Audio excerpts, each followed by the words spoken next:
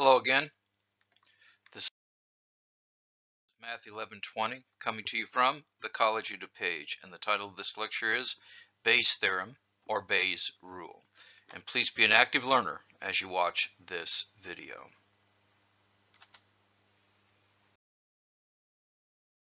Recall that we developed a formula for the conditional probability in it. This is what it is.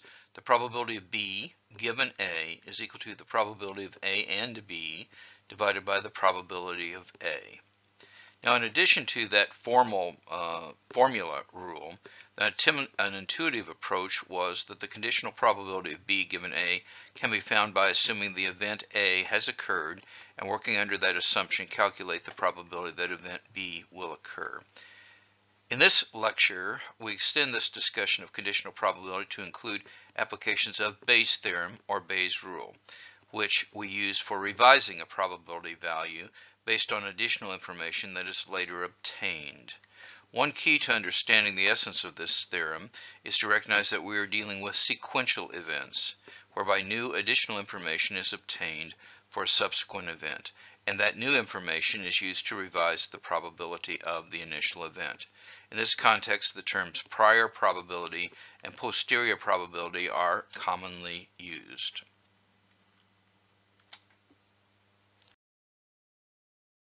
A prior probability is an initial probability value obtained before any additional information is obtained. A posterior probability, that means afterwards, is a probability value that has been revised by using additional information that is obtained later. This is what Bayes' theorem says. The probability of event A, given that event B has subsequently occurred, is the probability of A given B is equal to, the numerator is the probability of A times the probability of B given A, and the denominator is the probability of A times the probability of B given A, plus the probability of, this stands for not A, or AC we use in our notation, times the probability of B given not A. Now, everybody would agree that that's kind of a formidable expression, and I'm going to suggest that an easier approach for you is going to be to draw a tree. So we'll talk about the formula, but then we'll also talk about drawing a tree, and even when I teach more advanced statistics courses and discuss this, I suggest they draw a tree.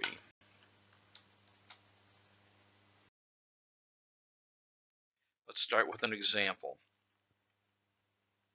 The Gallup organization randomly selects an adult American for a survey about credit card usage. And we're just talking about subjective probabilities here, although we will make this real with numbers in a minute. So what's the probability that the selected subject is male? Well, you might guess that that's going to be around a half because more or less half the people are male. Part B. After selecting a subject, it is later learned that this person was smoking a cigar during the interview. What is the probability that the selected subject is a male? You might think that, oh, more men smoke cigars than women smoke cigars. Now, both do smoke cigars, but there are more men. And so you might say, oh, that's going to increase the probability that the selected subject is a male. Part C asks, which of the following two is a prior probability? Well, this is because you didn't know they were smoking the cigar, but now you know they're smoking the cigar. So this is the posterior probability.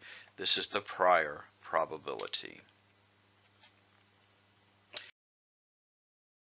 But now we're going to put some numbers on it. So suppose in Orange County, that is a county in California, 51% of the adults are males. And then the author jokes, it doesn't take too much advanced mathematics to deduce that the other 49% are females. But you do have to deduce that. So either you're in this box or you're in this box, you're male or female for this problem. One adult is randomly selected for a survey involving credit card usage. So we want to find the posterior probability that the selected person is a male. Well, that's certainly going to be 51%. Because 51% of the adults are males. But then the subsequent knowledge is described here. It is later learned that the selected survey subject was smoking a cigar. Now, it is known that 9.5% of males smoke cigars, whereas 1.7% of females smoke cigars. And this is based on statistical data by a government organization. Use the additional information to find the probability that the selected subject is a male. And first of all, we're going to do this using a tree, and then we're going to see how it lines up with the formula. So we start building a tree, and I'm using a star just to indicate where we're starting. So we start by saying, oh, either you are a man, in which case you're going this way, or you're a woman, in which case you're going this way. Now, the only information we were given was this, but we deduced that not a man is a woman, and so we go down here, and this is this number subtracted from 1. We further learned, as we go on, that if you're a man, which is who you are if you're standing here, you smoke a cigar with a 9.5% probability, and that means that no cigar is, subtract this from 1, and you get it's a 90.5% probability that you get no cigar. Similarly, the data tells you if you're a woman, there's a 1.7% probability that you smoke a cigar, and that means subtract this from 1, there's a 98.3% probability that you are no cigar. Now, what we wanted to do was said, what's the probability that this is a man, given that they're smoking a cigar? So we look at the outcomes over here, and we find that there are 2 disjoint outcomes where you're smoking a cigar. Either you're up here smoking a cigar, that's why I'm putting the arrow there, or you're down here. So there are 2 disjoint states of nature. You can't be up here and down here at the same time. So the disjoint, that means we're going to be adding the probabilities. And I can compute the probability of landing in this state of nature. It is this number times this number by our multiplication rules. And so I'm using Excel, so it is 0.51 times 0.95, and I get this as my answer for the probability of landing up there. Similarly, I could go here and down here, in which case I'd be multiplying these numbers, getting this. For the third state of nature, I could go down here and up here. Multiplying those probabilities gives me this number. And the last state of nature is this times this, and I get this probability. But I know that we're given that we're smoking a cigar, so either we're up here or we're down here. And so what happens is it's going to be this number divided by the sum of this number and this number. So if we were using the formula, we would do the same thing. So the probability you are a man, given that you're smoking a cigar, is this number divided by the sum of this number and this number, because those are the disjoints of state of nature where you are smoking a cigar. And if you put this into your calculator, or I used Excel, you will get this number here, 0.853. And change.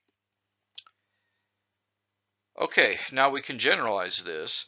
The preceding formula for Bayes' theorem and the example that we used with the arrows use exactly 2 categories for event A. It could be male or female, but the formula can be extended to include more than 2 categories.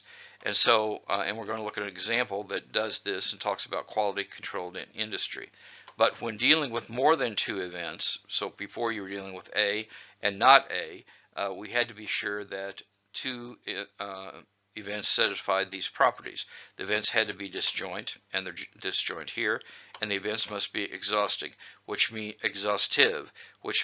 maybe they're exhausting too, which means that they combine to include all the probabilities. So for example, if n is equal to 3, and we have 3 events that are exhaustive, so either you're in A, or you're in B, or you're in C, and those are disjoint events, then this is the formula.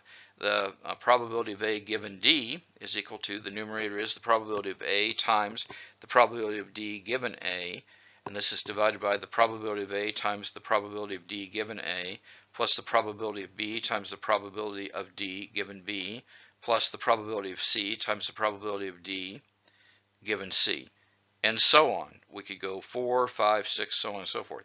But again, what I'm telling you is drawing trees are easier. I am going to show you both the formula approach and drawing trees. And to do this example, so let's talk about this example. An aircraft emergency locator transmitter called an ELT is a device designed to transmit a signal in the case of a crash. And you have three companies that make things for these airlines. There's a company called A that makes 80% of these, company B that makes 15% of these, and company C that makes the other 5%. And these are different qualities. The ELTs made by A have a 4% rate of defects. By B, they have a 6% rate of defects. And this C company, they have a 9% rate of defects. And as a joke, the author says, which helps to explain why they are the lowest market share. Okay, so you want to find what's the probability that a defective, find the probability that just a randomly selected thing was made by company A. Well, you know that answer is going to be 80% because we already told you that.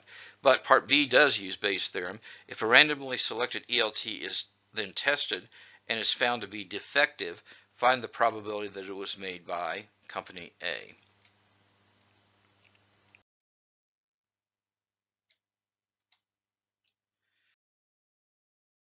Okay, so we're going to use the following notation. And so what we're going to do, A, B, and C are going to be these companies. That begins with an A, that begins with a B, and this begins with a C. We're going to use D to say it's defective. D bar, or D complement, means it's not defective or it's good.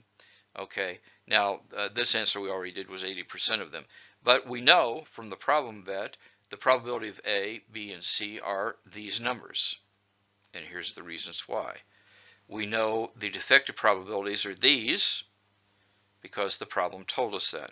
So here is Bayes' theorem. This is the equation that I showed you. And here I plug in the numbers and we get around 0.703 rounded off. Again, that's quite a bit of work, and you have to plug into this formula and you have to remember and keep track of the formula. Let's talk about drawing a tree.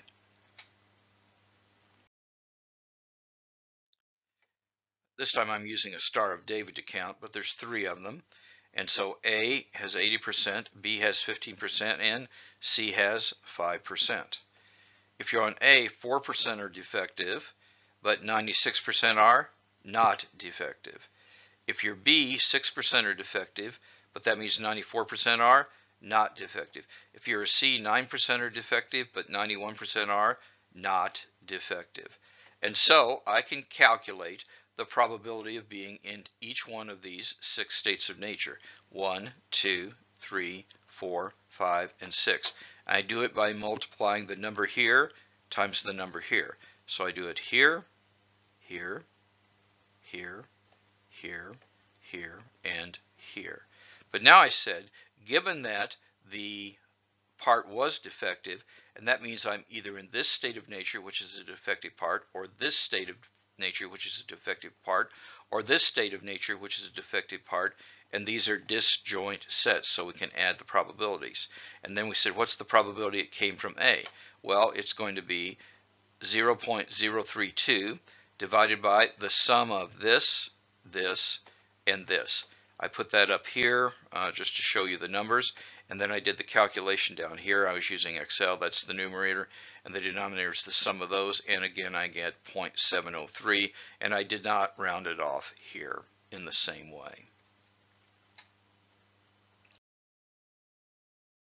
Now, you do have a low stakes assessment that's posted, and it's not due for a while, but it will one day be due.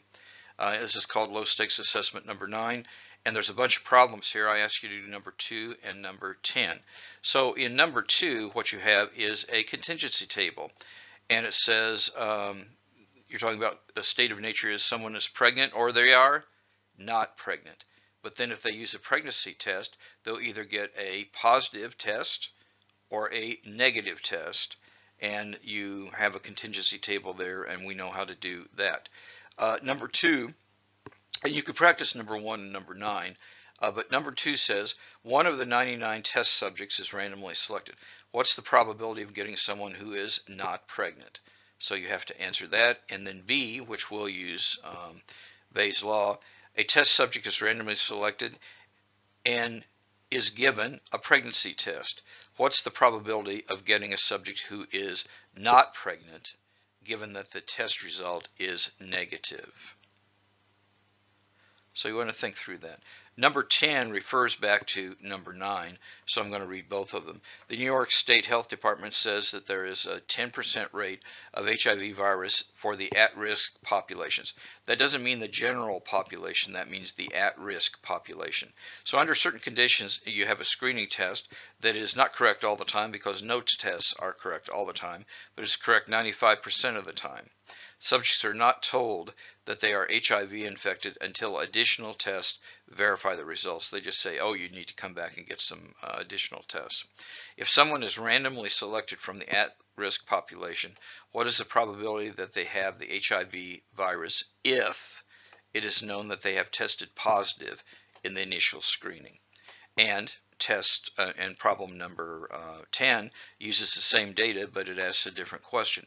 If someone is randomly selected from the at-risk population, what is the probability that they have the HIV virus if it is known that they have tested negative in the initial screening? Okay, so that's what you're going to be working on to test this, or to test your knowledge of this in a low-stakes way. I have posted a PDF with some of this kind of information there if you like to read it in your syllabus tab. So this is posted as a PDF in your syllabus tab.